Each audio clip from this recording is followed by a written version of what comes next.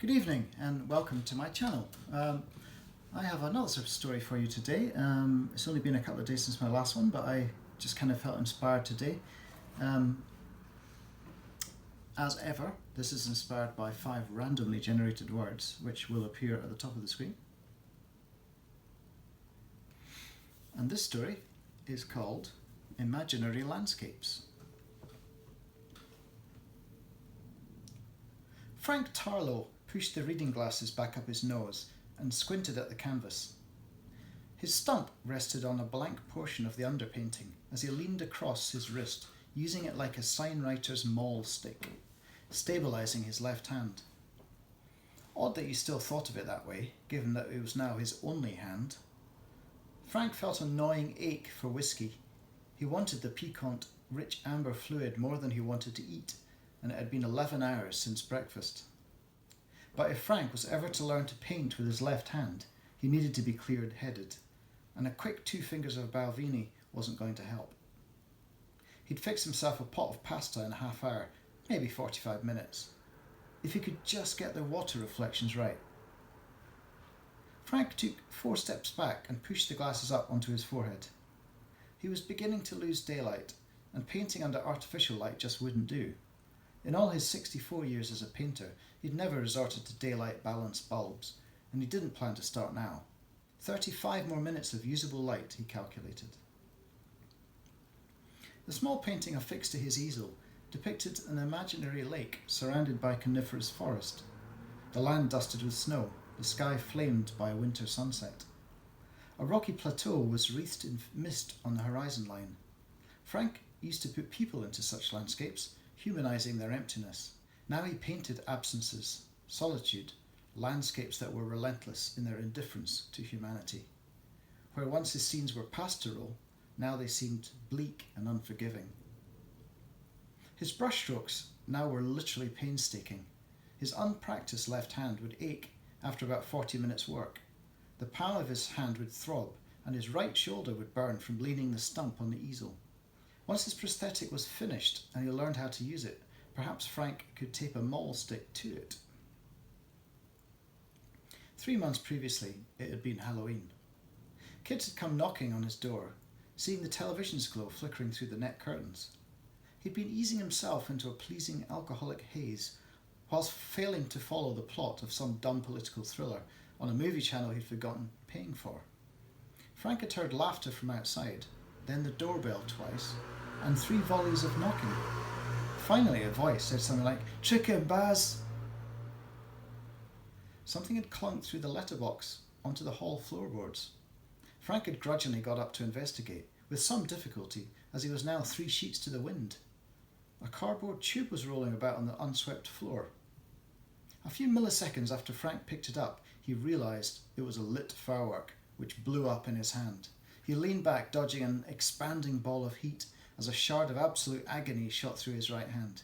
3 severed fingers pirouetted to join the cylinder, scorching the floor. Suddenly, horribly sober, Frank had wrapped his shattered, gushing hand in a tea towel, put the loose digits inside a bag of frozen peas, and called 999.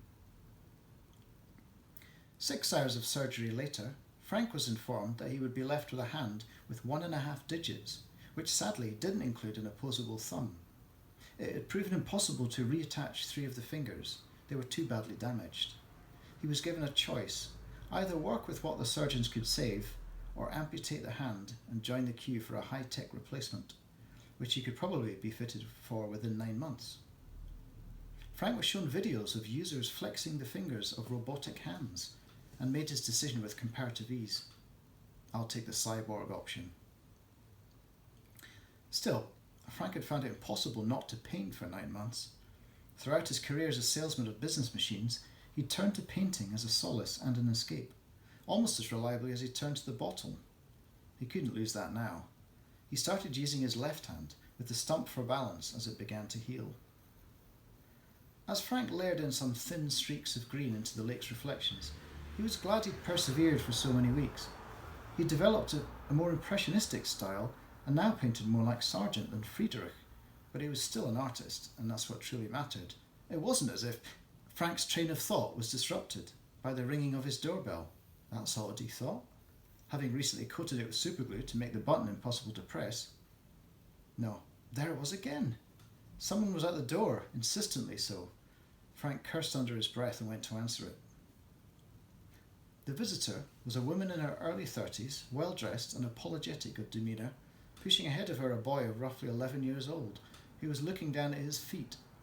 The woman's eyes seemed to brim with tears when she saw Frank's stump, which he hadn't wrapped in the sock he wore to spare others' feelings. "Oh no, I can't believe... We're so sorry," she blurted. "I'm Mrs. Martin. Alice, this is my son, Barry. Barry, look what you've done!"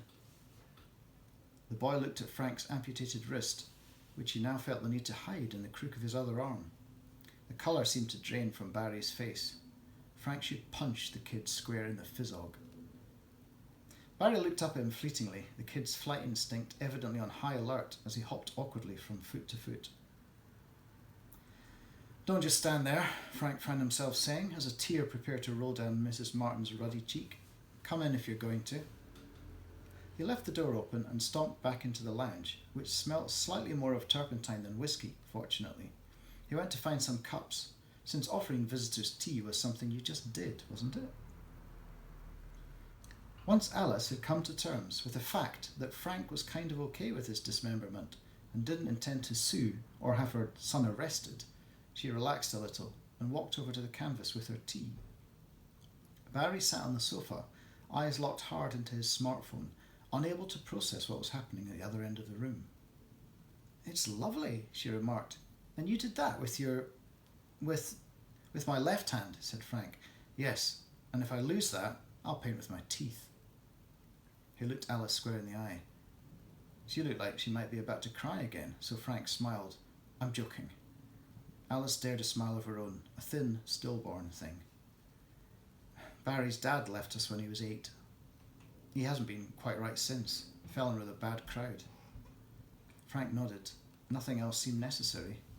Then he said something that surprised even him. "Would you like it, the painting?" Now why on earth had he said that?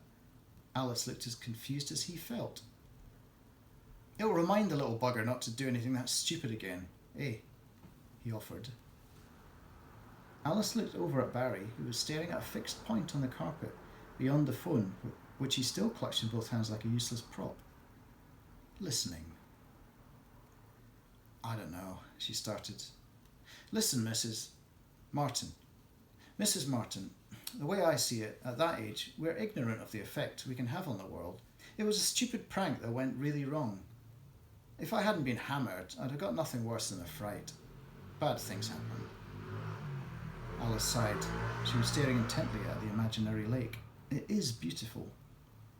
"Have it," Frank said magnanimously. "Something good should come of all this." Alice nodded vigorously, assenting to a truth they both held fast to. And that is my story. And that was... I was struggling at first to connect these words without doing some sort of horror thing. I just really didn't want to write another story like that. But when you've got amputate and prank and heal, it does suggest something involving an accident or something fairly brutal. But then with pastoral, that threw another flavour into the mix. So, and finally the word ignorant kind of suggested a culprit or someone responsible for this shocking thing. And that kind of generated the idea for the story. So there you go. It's a small insight into how my brain works. So anyway, if you like that, it would be very much appreciated if you could like this video and possibly even share it. Subscribe to the channel if you aren't a subscriber. I'll see you again very soon. Thank you.